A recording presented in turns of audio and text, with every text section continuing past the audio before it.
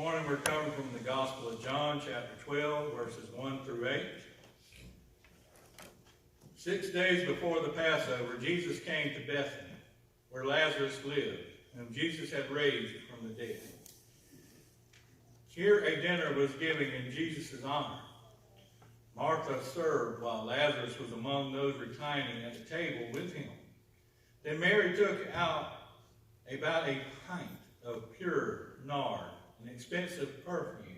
She poured it on Jesus' feet and wiped his feet with her hair. And the house was filled with fragrance of the perfume. But one of his disciples, Judas, who was later to betray him, objected. Why wasn't this perfume sold and the money given to the poor? It was worth a year's wages. He did not say this because he cared about the poor, but because he was a thief. As keeper of the money bag, he used to help himself to what was put into it. Leave her alone, Jesus replied. It was intended that she should save this perfume for the day of my burial. You will always have the poor among you, but you will not always have me. The gospel reading this morning starts out 6 days before the Passover. This is the journey that Jesus is taking to get to Jerusalem. He is about 6 days away from getting there. You got to remember, back in those days, they did it by walking. So Jesus was exactly 6 days from the triumphant entry, which we will celebrate next Sunday. But today, he is at Mary and Martha and Lazarus' house. He's reclining, having dinner. Martha is doing her normal, running around, making sure everything is perfect. We got any Marthas out here this morning?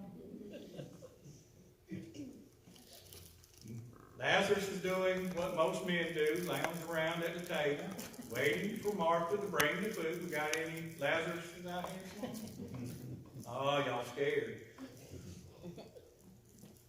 I'm looking forward to the days I get back to those. Right now I'm having to do the Martha thing. So, we got any Marys here that want to praise their Lord and Savior by pouring perfume on his feet and wiping it with their hair? Or have we got any Judases here? Or Peters? Or any of the others that happen to be at this dinner that day? See, when I read this particular story, I started thinking about all of the different people who were there with Jesus during his last week. You have Martha, who is always rushing, wanting everything to be perfect. Mary, who is always a little bit on the dingbat side, wanting to be with Jesus and the men. You got Lazarus, which we need to go back on that story. Lazarus is the one who died, because Jesus didn't show up to heal him while he was sick. And Jesus went 4 days after Lazarus had passed away, after he had been put in his tomb. And he went in there to say, I'm going to take care of this. But Mary and Martha both were saying, why wasn't you here in time to take care of our brother? You know he loved you. Then Jesus does the unthinkable. Roll the stone away. What does Martha say? Oh no, it's going to stink in there. He's been dead 4 days. Jesus said, roll the stone away. And then Jesus starts to say, Lazarus, come out. Now, I got to think about Lazarus for a minute, because Lazarus was already in heaven. Now, Lazarus is sitting there in heaven, and he's saying, why does this man want me to come back down there? That's what I would be saying. Why does Jesus want me back down there on earth? So Jesus had to call him a second time, Lazarus, come out. And I'm sure Lazarus is sitting there looking at Moses and the rest of them saying, Why did he call y'all instead of me? I want to be here. Y'all been here for a while. I just got here. And finally, Jesus on the third time said, Lazarus, come forth. And Lazarus walks out. And all of his burial clothes. And Jesus gives the command, go unwrap him. See, Lazarus has a very important part of Jesus' story. He could have healed him while he was sick, but he waited until he had passed away so he could show the glory of his Father. And he could also show what was going to happen in just a few days with him. See, we often don't relate the two together, but every time Jesus is on his way to Passover, he's having to deal with death. He had to deal with Lazarus' death. He went there, and he brought him back. This time, he's there having dinner with Lazarus, and Martha is doing her thing, and Mary is doing hers. And then you get this lovely fellow named Judas saying, why didn't we sell that expensive perfume? It's worth a year's wages. By the way, that would be about $1,300 in our money today that she poured on his feet. That's some expensive perfume. Lazarus did not care about the poor at all. He cared about Lazarus. Jesus knew this all along, that that's all Lazarus cared about. Was taking care of number one. Taking the money out and doing for himself. Judas. Didn't you like Jesus' answer? Leave her alone. You will always have the poor. But you're only going to have me for a little bit longer. Now, if I would have been one of the smarter guys there, what you talking about, Jesus? You're still here. You ain't going nowhere. See, all of these people that were with Jesus at this point didn't think anything was ever going to happen to Jesus. You got to remember what they really thought Jesus was yes, he came in that humble way, but yes, he was about to get up on that white horse and become John Wayne. That's what they really thought.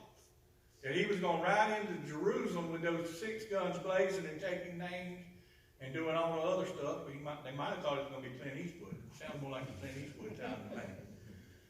But that's not what Jesus was going to do, is it? Next week, we get to see how Jesus answered that question. But this week, we're looking at the fact of a group of people that was sitting at dinner with Jesus.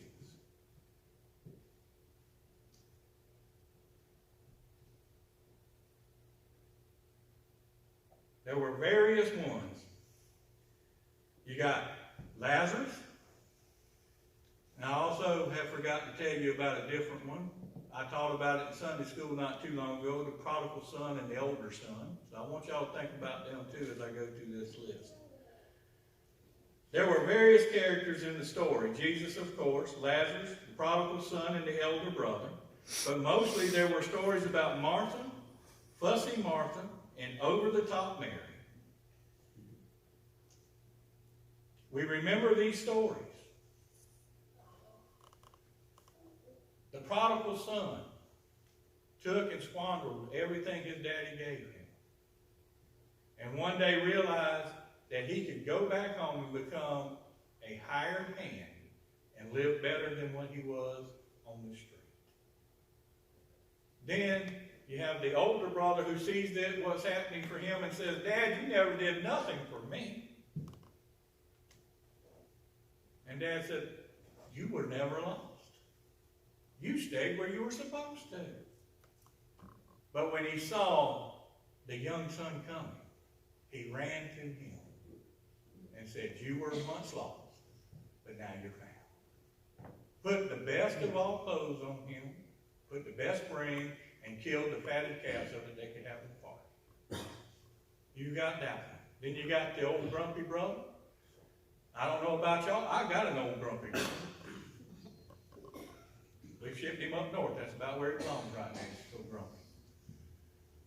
He, the oldest son in this one, we really don't know what happened to him, but he represents somebody who turns their back on God. We've never got the end of the story. The only one we know that truly was saved is the younger brother. He came home. So you've got those two characters, and of course, we've already talked a little bit about Judas. So this morning, I want to ask you this morning, are you Lazarus?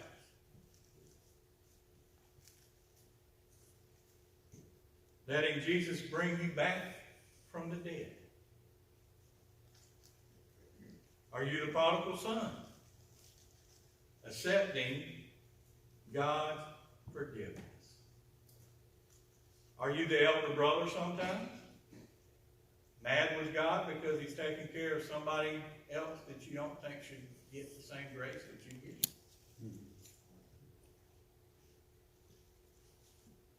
Are you Martha? Always busy trying to make sure everything is perfect? Are you Mary? Celebrating wildly like they do at St. Patrick's Day? Or you might even have a little Judas in you. Yeah, I know I'd get some looks on that one.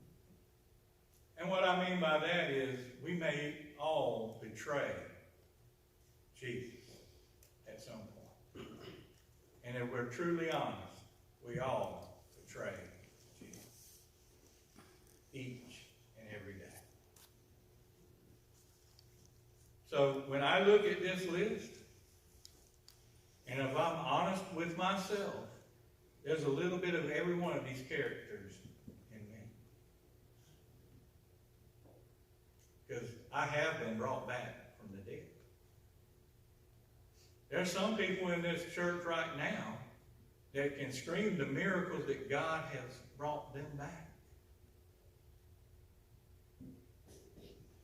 There's times when I know I'm the prodigal son because I ran as far away from God as I possibly could until I got to the end of the earth and he said, there's no more running.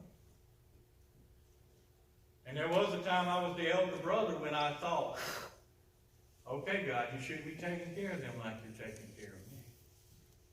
But how else is God going to heal that person if he's not taking care of them the same way he did? And then, of course, there's times when we all have to be married. If you want to be like Mary, come by tomorrow morning, about 9:30, 10 o'clock when Joyce comes in our office. There's a wild Mary party in there every Monday morning. The more money you give, the happier we are. And the happier Shirley is. And then I must confess that there's sometimes Judas comes out. And if we're all honest, today, Judas comes out. Sometimes we betray Jesus' trust. Sometimes we don't do what he commands us to do. The Sunday school lesson this morning was off of Matthew chapter 10, verses 1 through 15, where Jesus said, go out and prophesy in my name. Go out and make disciples for me. Casting out demons and doing everything else I have asked you to do just as I have shown you. Do it. How many of us truly do that daily? He didn't say it was a one-time deal. Are you doing it daily? Are you sitting back, relaxing at the dinner table, just enjoying what God has done for you? Which one is happening today? Which one's going to happen tomorrow and the next day? And I'm going to close with this question, maybe. Depends on how y'all look after I answer. If there's a drunk guy in flip-flops, shorts and tank top standing outside our door, are you going to ask him to come in? I got one that will.